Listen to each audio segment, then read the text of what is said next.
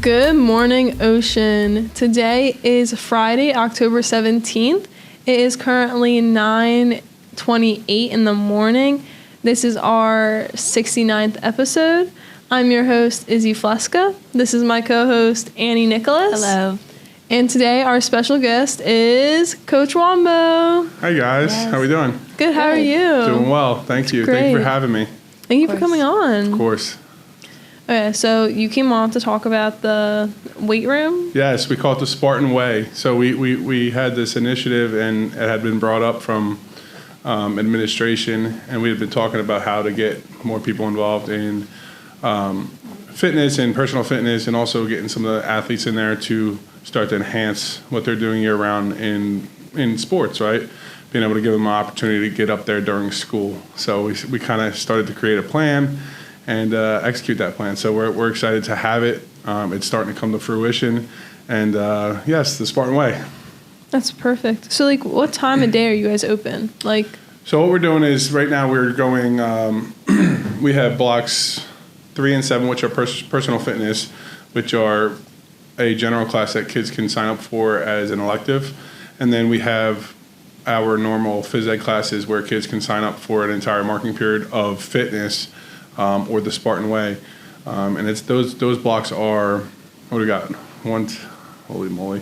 This big schedule is getting me confused. I'm basically off 2 and 8. 3 and 7 are the personal fitness classes, so everything in between is the ability for the students to get up there and get into class.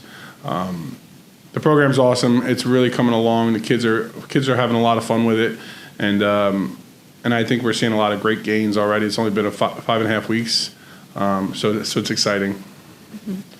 Is this open on after school, or is so it they do? during? We do have some programs after school, but I don't specifically run those programs after school.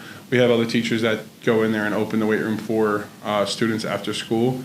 I think we're working to be able to develop something in the future where we can have the opportunity for students to come after school as well, and kind of continue that program throughout. I think that'd be really cool to be able to do that. Yeah. Are you training the kids, or do they go in and just do what they need to work on, and you're just there if they need help? That's a good question. So there's a good combination of both. There's a lot of learning that happens within the weight room. I think most importantly, if you're new to fitness or you're new to training, being able to understand and learn what you're doing and pretty much the why of why you're doing something is going to help you enhance and have better performance overall. So we really start out by teaching and doing it the right way and slowing things down and gradually increasing, so to speak, each person or each athlete throughout. If you go right in there and you jump into a program and you jump into the middle of a program and kids don't really understand what they're doing, they're going to do it incorrectly. I think this gives us an opportunity to build out from the beginning and have athletes or students come in and really learn and have more success in the long run because we are breaking it down. It's hands-on. It's a lot of fun, but there's a lot of hard work that's going on in there. And I think that's important to note because to be successful in any sport, you need to put in the hard work and you need to be dedicated to what you're doing. One of the things that I've never really understood with any athletics is that we put so much effort into playing in a game, doing tournaments, getting on the road and competing on the field or on the court or on the ice or whatever sport that you do, but we put little to no emphasis on our muscles, our joints, and taking care of our body. A lot of athletes really overlook that portion. I think it's something that needs to be addressed. I think we're doing a great job by adding this program. I think it's really, really awesome that the administration had chosen to kind of take this initiative and put me at the helm of doing it. I'm excited about it. It's something new. And I think it gives the kids and the students an opportunity to kind of broaden their horizons a little bit and understand that it is important. And coming from someone that does it all the time, I kind of live in the weight room. I'm there in the morning. I have a gym at home. I run a facility over in Middletown called Ignite Sports Performance. Very new up there. I've been there for 6 months. But it's kind of my life, and I've kind of taken it personal to make and help athletes and students get better. So it's exciting. Did you come up, did you, give them the idea, or was this, given to you? How did you guys figure out about this? That's a good question. I think it's kind of been in the works for a few years now. I think it's a lot of different discussions have happened over the years. Coach Simonelli, one of my all-time favorites, rest in peace to Coach. Love him so much. And when I first started here a couple years ago, he's a really he's a big go-getter. So he sent all kinds of emails and stuff over to administration. We got a guy in the building that can do strength conditioning. Let's get him going. And I think it was slowly something that started there about 4 or 5 years ago. And I think it's been in the works and in discussions. So I'm happy that's kind of finally come about. But I think everyone was kind of trying to see how we can compete at a higher level, whether it be mentally, physically, or on the field as an athlete. Or if you're just a regular student, you have to be able to compete in the classroom, which helps you and give you an edge with your weightlifting and training and things like that. You're going to get a natural edge just from working hard and getting after it. So I'm excited that we're having this program. I'm excited that it's in full flow right now. We're building on things. We're getting new equipment. A lot of great things are coming from it. Mm-hmm. And then can you only do this if you're an athlete of the school, or can you Great question. So, no, you don't have to be an athlete to do this. It is modified for everybody. There's some things in the weight room that are mandatory, right? If you're going to come in, you're going to be a part of the program, and we do squats, you got to do squats. Mm-hmm. We're going to modify for each person in certain situations. A lot of people have this perception of weight room and weight training and performance training and different things like that. It's not get in there and crush everybody and make them sore. We work around seasons. We work around what you have going on in your life. If you're working out at home and you have, you hit a big leg day, we try and work around your schedules and things like that. It's important for us, or for me, I should say, it's important for me to find the balance between athletics and strength training. If you are an in-season athlete and you are not lifting 2 days a week, we're training 2 days a week throughout the season, you're falling behind. A lot of kids put preparation into the off season, and they work really hard, and then they stop training. Right. The same can go for a student. If you're having a hard time, or if you're having a hard time waking up in the morning, or generally you want to try something new, coming into a strength and conditioning class for an average, let's say an average student, I think that the benefit is huge because their mental wellness is going to be better, their physical wellness, they're going to feel better, they're going to have more confidence, and you know what? It opens up I think it opens them up to wanting more, and I've already seen it in two of my students. I'm not going to name names, but two of my students who do not play sports had already been talking about maybe I should try wrestling, or maybe I should try basketball, or maybe I should try football. So we've had those conversations where the confidence level increases, and now we see a huge gain from our students wanting to try something new.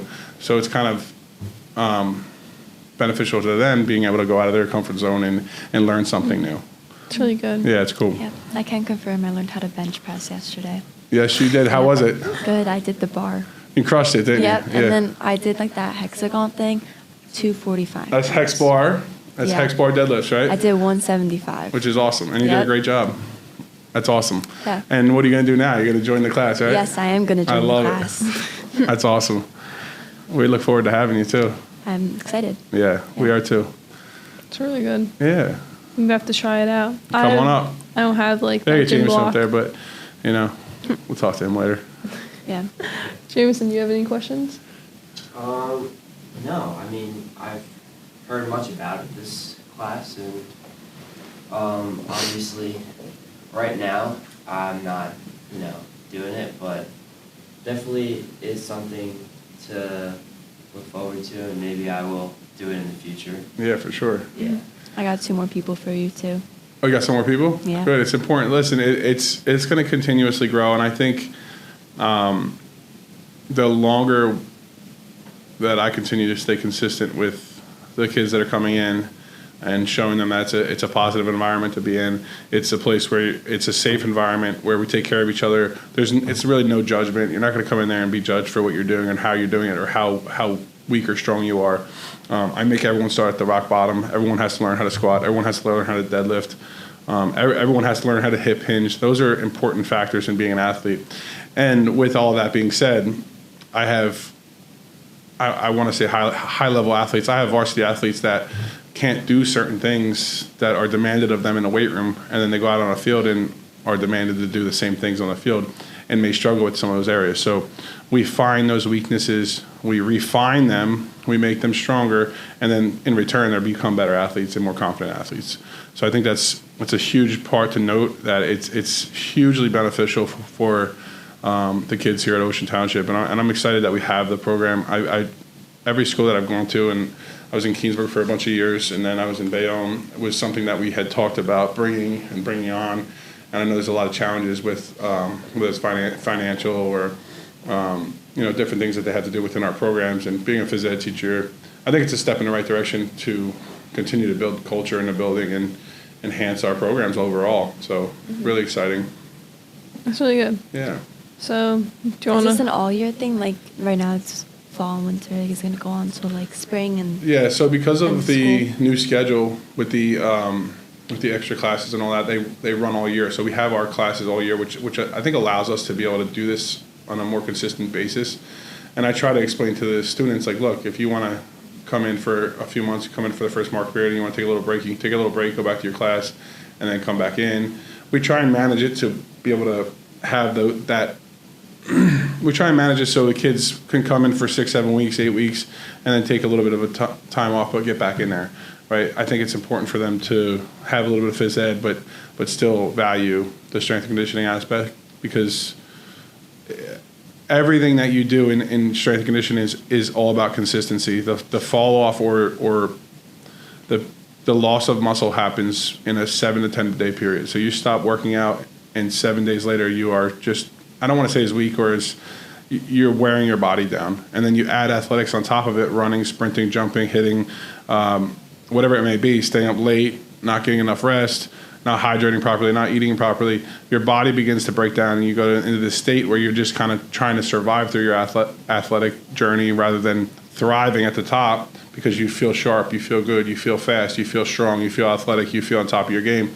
That's where the confidence factor comes in. I think it's the biggest part of it is those kids, or kids in general, understanding what is the benefit of this for me, right? Am I doing this just for fun? Am I seeing gains? Am I not seeing gains? Gains are going to come automatically at the beginning, and then the higher you get up, we have to get a little bit creative with how we train and what we do to shock the body to continue to build. So it's really cool. It's really good. Yeah. So it's only open during gym. So it's only open during the gym periods right now. Okay. Only open during my available gym periods. So if you have a class during one of those periods, I believe it's, 1, 4, 5, 6 right now. 1, 4, 5, 6 right now. And then 3 and 7, personal fitness, you can join those classes. Very similar class, kind of a similar format with a little bit of nutrition in there, a little bit of classroom work and a different style, but it's very similar to that aspect. If you're somebody that's more concerned about the confidence aspect or not being up to par, either one of those classes are going to be beneficial to you, because we're going to break it down and we're going to make you feel comfortable, and we're going to give you opportunities to be successful and succeed in the class and the program. It's actually really great. Yeah. Do you have any more questions before we move on? I think I'm good so far. Yeah, consistency is key. Yes, That's what consistency is Yep. the biggest part. Like I said, I can't stress that enough. And anything, it doesn't have to be strenuous work all the time. It has to be consistent work all the time, right? We have off days. We have rest days. We have deload days, which is where we kind of lower the volume of what we're doing. We get our higher reps, or we increase the volume. We get lower weight. And then during the season or the in season, we do what's called low volume days, which is work to keep you from getting sore but staying strong. Okay, in the simple terms. It's really good. So we're going to move on. Sure. We're going to play a little game. All right, love games. Okay. So it's blind ranking. Hopefully I don't fail the game or lose the game. It's kind of hard to fail or lose. All right, fair enough. Trying to hide the answers from you. I can't see no answers. So pretty much it's blind ranking. We're going to give you something. So we're doing days you hit at the gym. So like, does that Arm make day, sense? leg day. Oh, Yeah. what are the favorite days? Yeah. Yeah. good. So we're gonna name them off, and you're gonna rank them from 1 through 5. All right. But you can't switch around your order. Mhm. And you don't know all of them at once. Like we're gonna give them to you. one Okay, by I like one. that. Yeah, yeah. You have to rate Good. them. I'm with it. Right? Yeah. Start with cardio. Cardio. So top being 1. Yeah, 1 being like best As day. far as my personal best day, or best day in the program, or Just your personal, best then we day, could do- best day of opinion of my opinion. Cardio? Cardio is the worst. 5. 5. Okay. Okay. So we'll do core. Core is good. Core's 3. 3? Okay. Legs. Legs are up there. Legs are number 1. Ooh. Really? Number 1. I feel like we don't hear that a lot. I feel like every time I mean, hear people talking about I leg like day, leg they're day. like, I hate leg day. Have you ever seen my legs, my calves? They're pretty big. Leg day is important. Listen, I used to be a big leg day guy. I don't do as much legs as I used to. I have a couple injuries throughout the years. Falling off dirt bike. Don't ride dirt bikes if you don't know how.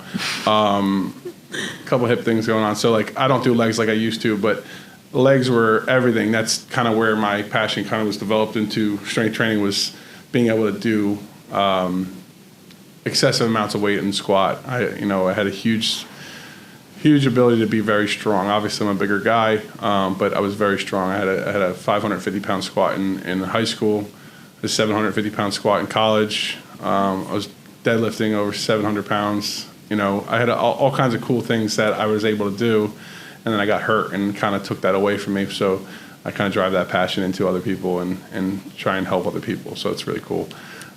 So yes, leg day is my number 1. Okay, so we got leg day number 1. Number 3 is core. Number 5 4 is cardio. Yeah. All right, so then we'll do like arms and back. Arms is number 2. Back is. Are they together? Yeah.